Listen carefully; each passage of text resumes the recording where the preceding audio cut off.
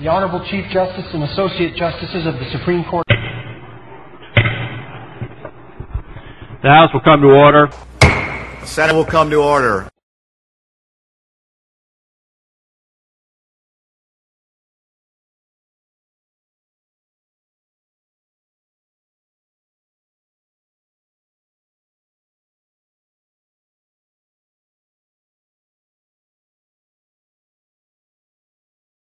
And that is Assembly Joint Resolution 49 will be moved to the foot of the calendar. And that means first up this morning we have Assembly Bill 101 relating to requiring a municipal judge to be a licensed Wisconsin attorney. And first of all, we will hear from the author of the bill, Representative Kessler. Good morning. Good morning. Thank you very much for scheduling this hearing. I appreciate that I also have a criminal justice committee hearing that begins at 11 o'clock, so I appreciate that I was called at this time so that I can attend both of my hearings. As all of us know, many times we have multiple hearings on the same day. I proposed this bill last year, and this is the second time that I've offered an amendment requiring municipal judges to be graduates of law school. It's my feeling that, having been a judge, that it's very, very important that people who make the important decisions of guilt or innocence and the evidentiary decisions that a judge made are people who've had legal training. I know that in many occasions Wisconsin's had non-lawyer judges. But I think that this is a different era now, and the municipal court is now playing an ever-increasing and important role in our communities and in the justice system. I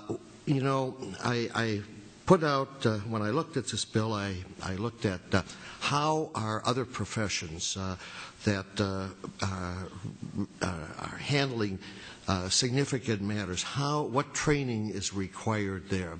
And I suspect nobody here would go to a physician who hasn't graduated from medical school. You wouldn't want a person like that treating you.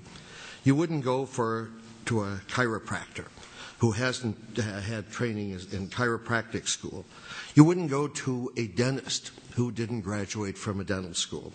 You wouldn't go to a funeral director to bury your loved ones if they didn't have those type of important qualifications. I think you shouldn't be required to appear before a judge who does not have legal training and doesn't understand the important decisions and the consequences of the important decisions.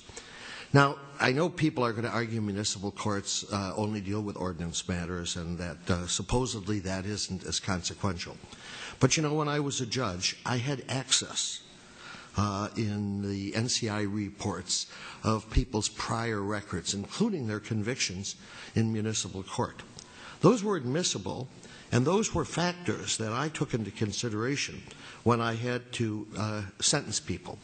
And sometimes I fear that in municipal court that people don't have, particularly when they're tried by a non-lawyer, that they don't understand issues like search and seizure, probable cause for arrest, and all those legal concepts that I think are very important to achieve and assure that citizens have justice.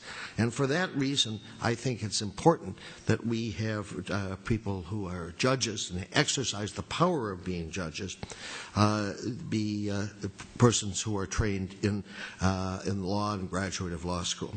I know that there are many communities that do have municipal judges that don't have lawyers living in their community. But I think in a number of communities, I certainly know in southeastern Washington County, and maybe even in Ozaukee County, there are consolidated municipal courts where a number of municipalities get together for the purpose of creating a consolidated municipal court. And I have in the handout I put out, I have section 75504, 755.01, which explains the options of municipalities to create consolidated municipal courts. So they have the option of getting a bunch of municipalities together and having their own municipal court with a judge or with a lawyer acting as judge. There's also the option that counties have to have municipal ordinances tried before the circuit court. That is certainly an option that continues to be available under our law, and so I don't think we are in effect depriving municipalities of having an ability to have a convenient courtroom.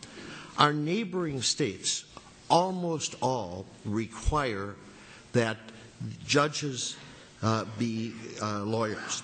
Michigan has a requirement that judges be attorneys. Illinois has a requirement in their constitution that a judge be a licensed attorney.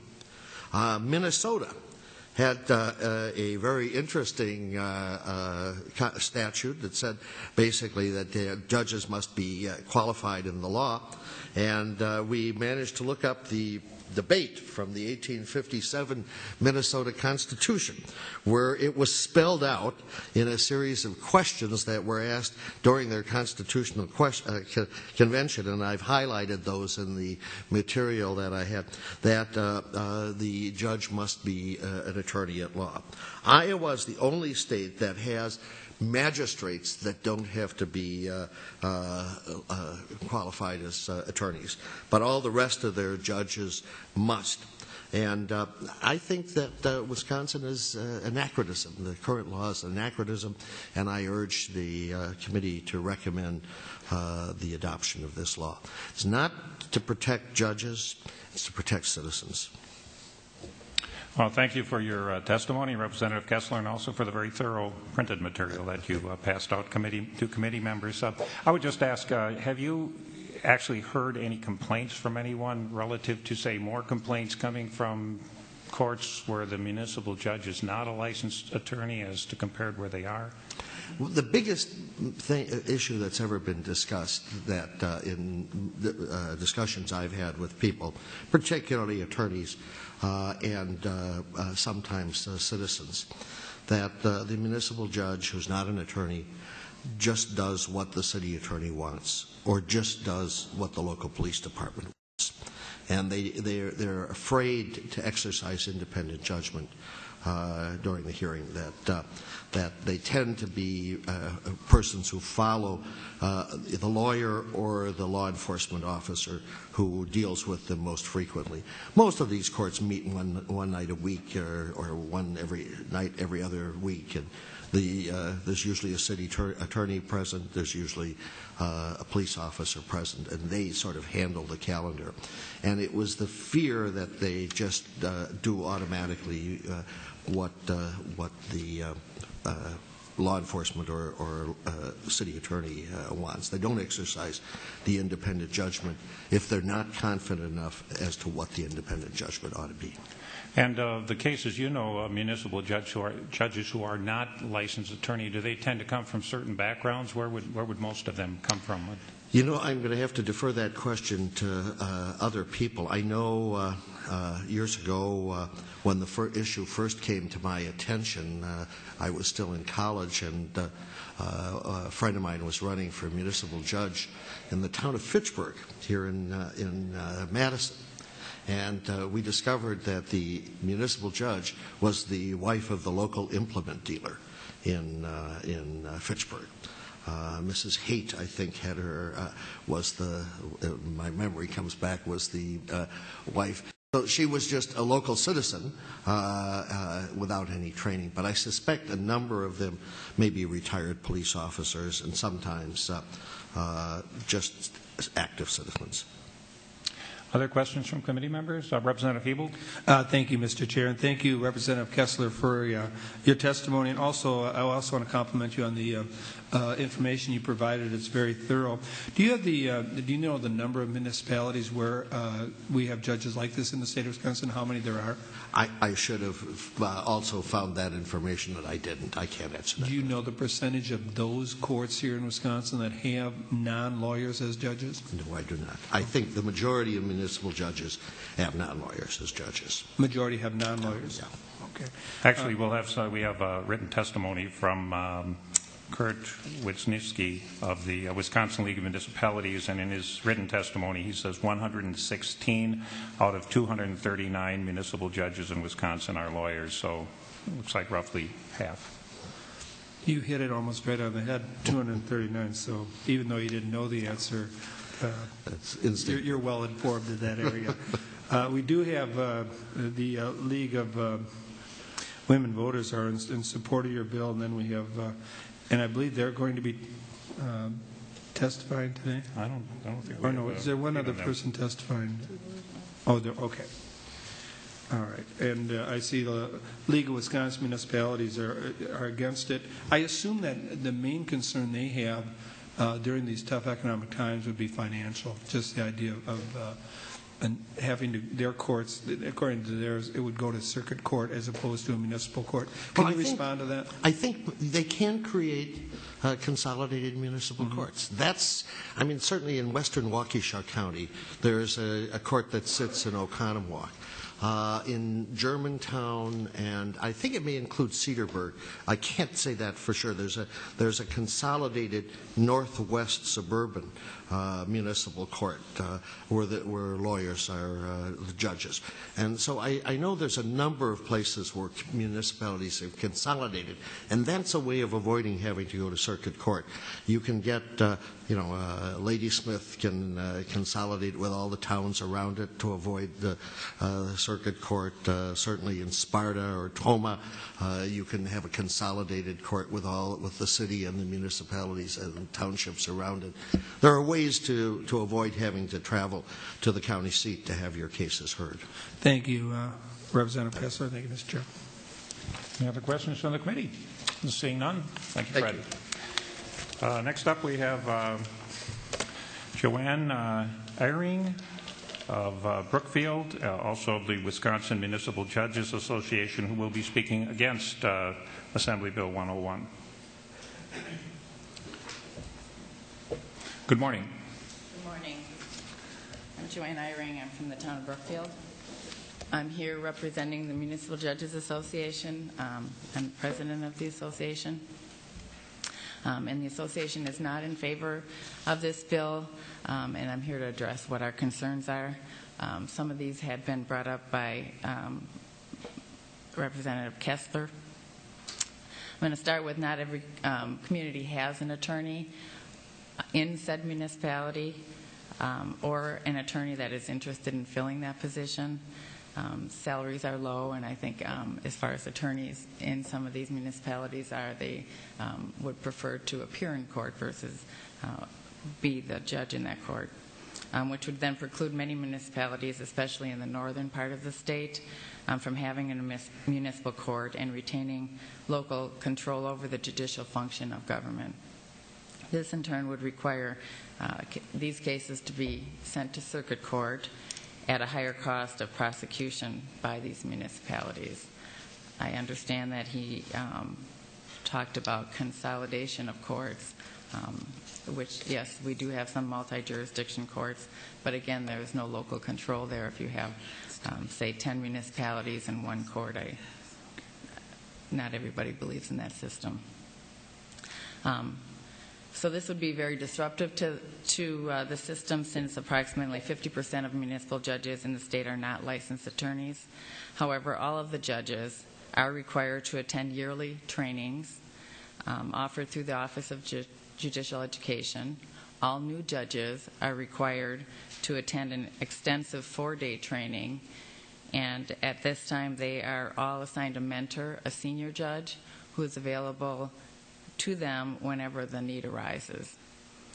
The association also has a listserv that's only open to the judges, that they can put a question out there and it would be answered.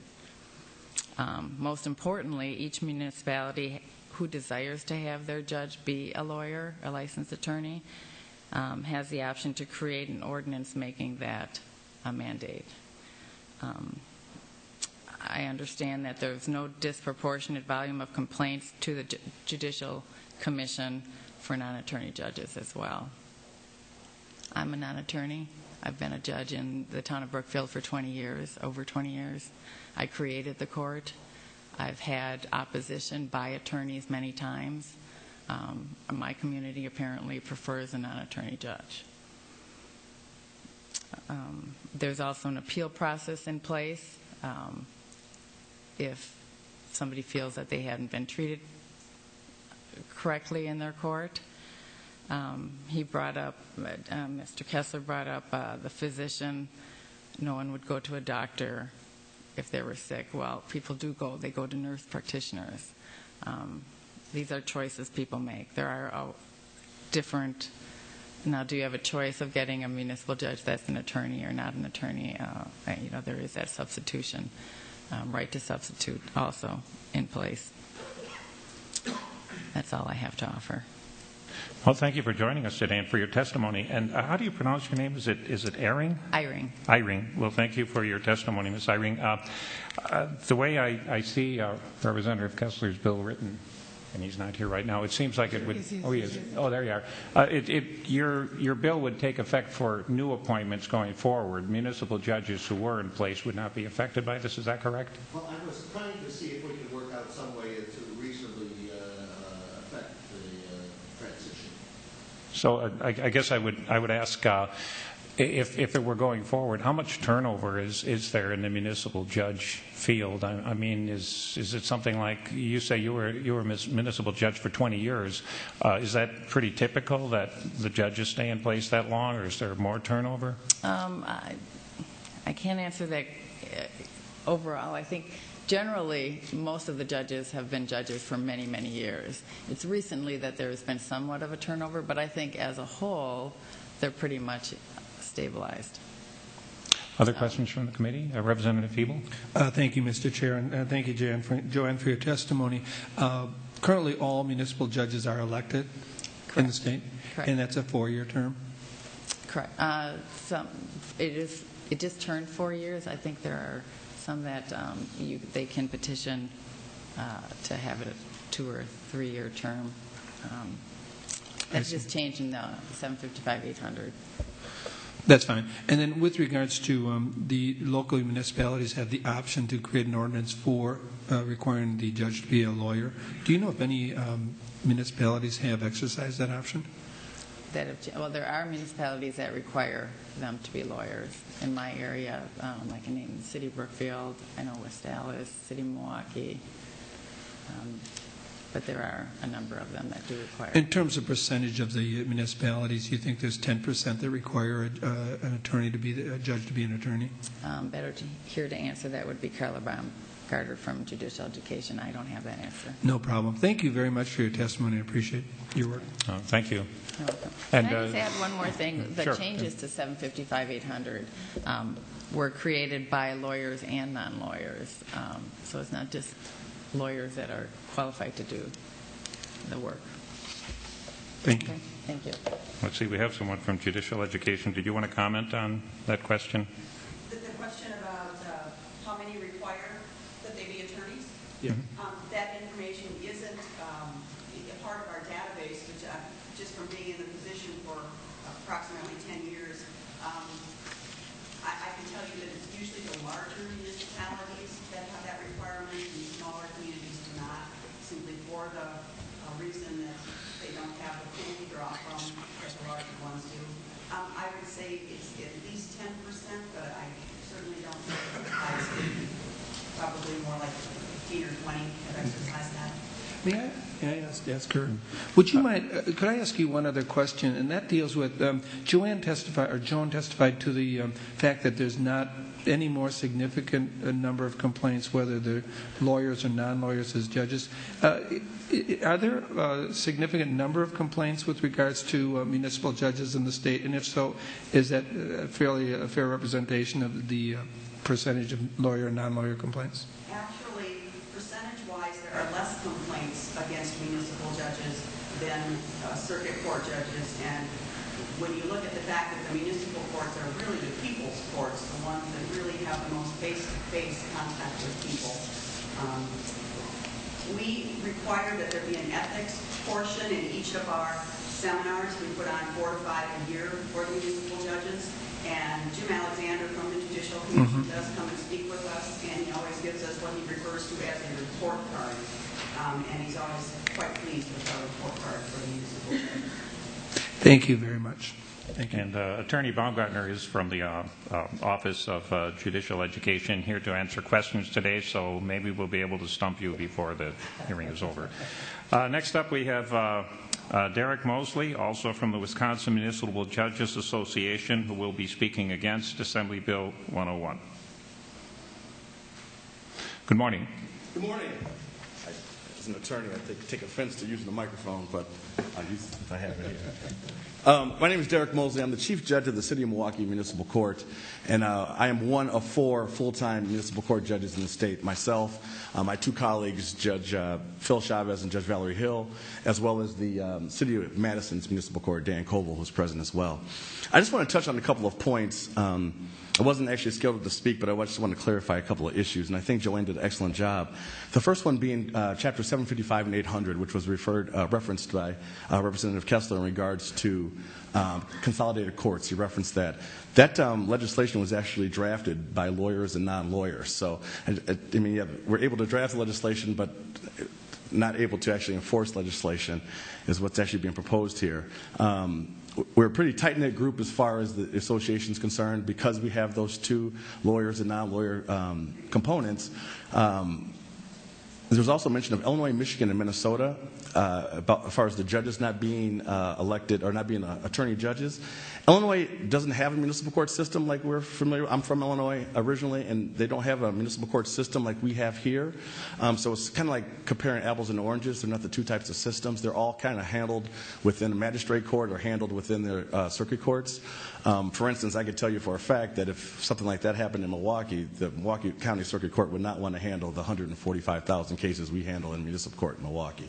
I think that Carla Baumgartner from Judicial Education summed it up pretty well.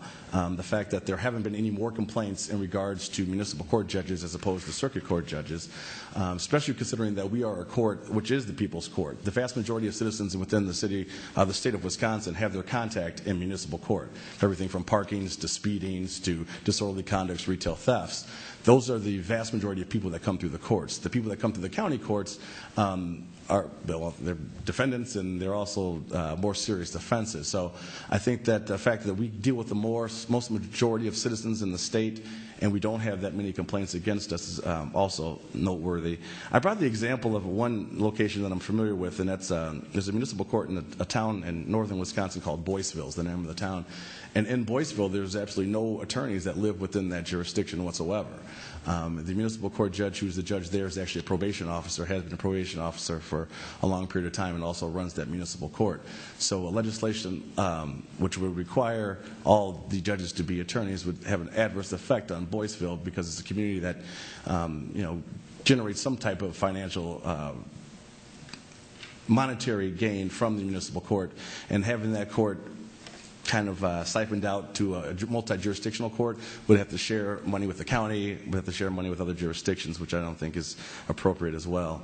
The last thing I wanted to mention basically goes back to the fact that The training for the judges is a pretty intense training. I'm on the Judicial Education Committee as well. We take it very seriously. I know there was mentioned by Representative Kessler of legal training. No, they're not law students or law school graduates, but there is legal training. We have mandatory training for new judges that come in. It's a 4-day process where they have to go into a 4-day new judges seminar, and we have yearly training for each judge to maintain credits, which includes the ethics requirement as well. That's basically what I had, just to add some clarification to some of the things that I mentioned earlier. Well, thank you for your testimony today. I guess I will put forward the same question I asked someone else earlier. If you looked at the municipal judges you're familiar with, do they come from certain backgrounds, or is it pretty much wide open? It's pretty much wide open. You do see a large number of the individuals maybe being retired law enforcement, maybe in probation agents. There's some that are from the system itself, from the criminal justice system, but it runs the gamut. We have a number of different professions that are municipal court judges, but they all receive the same training. And, like circuit court judges, some come from a civil background, some come from a criminal background. I was a former prosecutor, and now I'm sitting as a judge. Another judge with me, Judge Hill, was a former public defender. And the judge before that, the judge is also on the bench with me, was a civil litigator. So we all come with our different backgrounds to the bench, but we all have the same legal training and that all the judges in the state require. Thank you. Other questions from the committee? Representative Hebel? Just real quickly, thank you, Derek, for your I'm glad you came in to testify. I appreciate your insight into this. My brother is... oh, yes. And he tells me how hard you folks work, and it's like 500,000 cases a year that municipal judges handle. That would probably be an accurate number. I know we in Milwaukee are about 150,000 of that ourselves. So you have Madison here as well, which has a large number of cases. So he keeps telling me how underpaid he is. And in terms of unintended consequences, what would happen if this bill were to pass? How would that affect the municipal courts? I think the most important thing would be the fact that there are some municipalities that currently have a court that would not or no longer have that court. You mentioned it briefly earlier in regards to that court or that municipality relying on that stream of revenue to maintain the court and also to maintain services like police officers and what have you. So that would be the most. I don't even know if that's an unintended consequence. I mean, that's definitely what's going to happen if this bill changes. Thank you. Yep. Thank you, Mr. Chairman. Any other questions from the committee? Okay, thank you very much. Thank you for your time. Appreciate your testimony today. And we have a number of people registering against the bill today. Kurt Wisniewski of the League of Wisconsin Municipalities registering against. Douglas Stern representing himself registering against. Catherine Delahunt of the Municipal Court for the City of Sheboygan and the Village of Kohler registering against. Dan Koval of the Wisconsin Municipal Judges Association registering against. Laura Churn, representing herself, is registering against. And we have Senator Taylor, the senator from the 4th Senate District, registering in favor today. She's also the Senate author of the bill. That concludes our testimony on Assembly Bill 101.